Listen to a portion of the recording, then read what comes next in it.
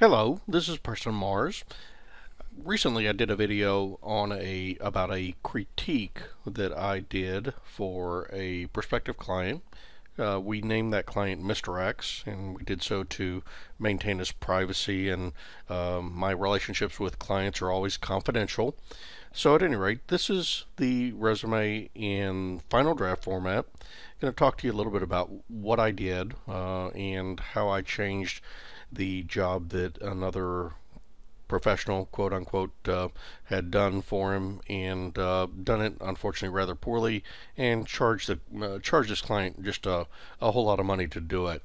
But at any rate, the first thing we need to talk about is in the area of the top, which is probably one of the critical parts of the resume. Obviously, here is his name's not indicated on there, but I did use Mr. X just to give you kind of an idea of the kind of typeface and formatting that I used. There's nothing real exotic going on here, nor should there be. In this kind of situation, I'll tell you, folks, generally the basic rule of any professional resume writer is that the quality is first and foremost in the writing. It is then in the organization and layout of the document. Then also in the actual way that you carry the aesthetics off, the things like the typeface that you use, which this happens to be a very simple typeface that I use often for resumes. It's conservative, it's attractive for a resume, and it just comes across very well in the presentation. Less is more, and I tend to focus on the quality of the writing and the quality of the organization over everything. So at any rate, his header has been drastically improved over what was in his original piece. His objective statement has been completely taken out, and rather than that, went ahead and gave him the kind of occupation that he's known for doing, and it made more sense to go ahead and do the document this way. The summary right here, right underneath all of his experience, was also reworded, revamped, and it was done this way because it was getting very long in the tooth in the other document. You don't want to make this statement at the top too heavy because people will start ignoring it, and the whole purpose of the resume is to get yourself read. You don't want to put it in somebody's hands and bore them to tears with it in the first place.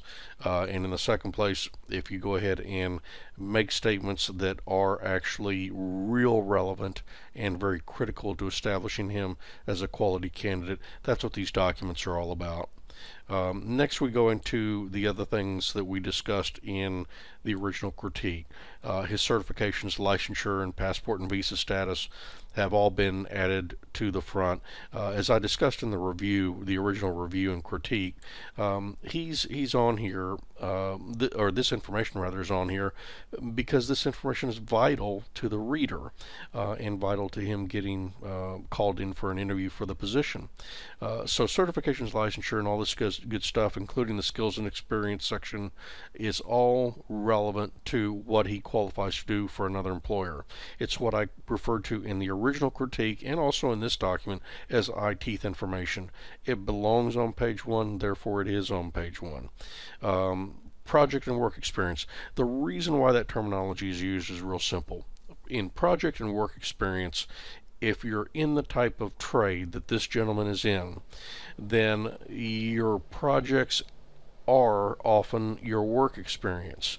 What looks like to be very short stays at previous employers are actually because the jobs happen to be happen to be deadline driven or have time constraints on them, and unless you put that in there, the typical reader may not understand that. So that's the reason why that was used. Gave him a nice footer here. This seems like a simple thing, but when you use this, you want to indicate that you have page 1 of 2, page 2 of 2, because it's very easy if the reader prints these documents off to for the pages to become separated. So a little thing can become a big thing when they can't find that second page. It also is kind of a subtle hint that they probably want to staple those together. If you notice, I use bullets that are a little bit different than the norm. I do that for a reason. Check marks work good. There's lots of bullets that you can use apart that are the round ones, which I was kind of critical of in his original presentation. If you're going to do these, you can get a little creative without going over the top.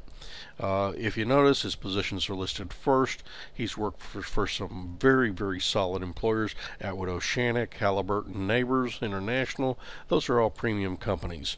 So his experience has been very well labeled. It's very easy on the eyes. There's more than enough white space, and that's kind of where we reach the end of what I've done for him here. Now, I'm purposely showing this to you in what is called the print preview mode, and the reason that I do that is very simple. Lots of folks like either trying my designs or copying my designs. Good luck with that, folks. It takes all the 30 years of my experience, and after writing over 14,000 of these, to get these to look the way this particular one does. I do some really creative things with line spacing, character kerning, and everything else that you can't pick up in the preview mode. That's on purpose. And again, this is not for the faint of heart. If you want to try to write one of these yourself, by all means, feel free to attempt it and review this as much as you like. Again, this is Preston Mars. This is an example of the quality of work that I do. I do it for professionals, for tradespeople, for everyone from busboys to the CEOs of Fortune 100 companies. And yes, I have had more than one or two of those folks that have retain me to do their work. So if you'd like for me to do this kind of work for you, and your presentation may not look remotely like this, every one that I write is driven by the individual needs of the client. I do not use templates. I do not use cookie cutters.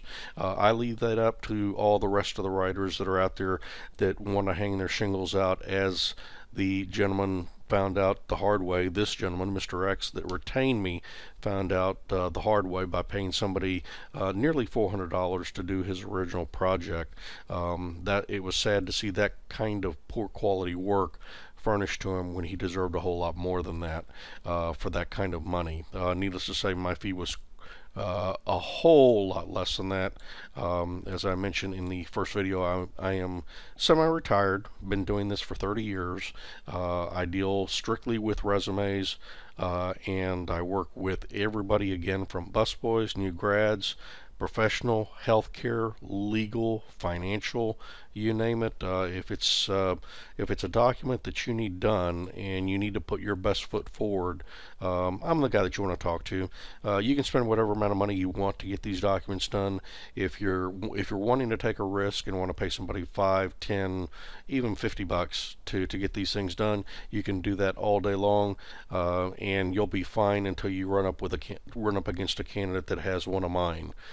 So keep that in mind. I'd love to help you out. My evaluations, once again, are free.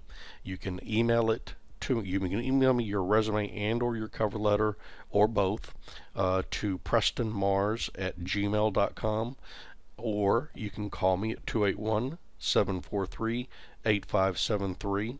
I'd love to take a look at what you have. I will give you a fair, fast evaluation of what you've got, tell you how it fits in with current resume standards. I talk to employers daily, and the reason that I talk to them is these documents are written for them. And that's one of the things that I don't know of anyone in my business does, and that is that I work with the people that actually do the hiring all the time. I have sat in their offices to find out what they look for and why they hire candidates. As in the case with Mr. X here, he had been using the resume that I critiqued for about 6 weeks, and I think he told me he had received about 2 calls.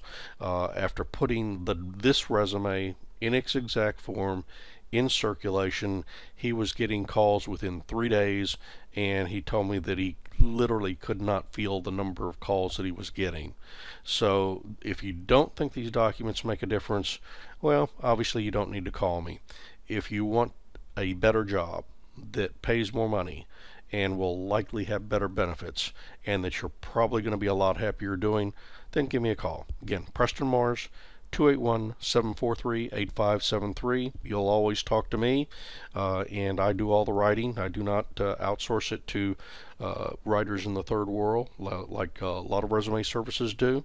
So I look forward to hearing from you. Again, 281-743-8573, Preston Mars, or prestonmars@gmail.com.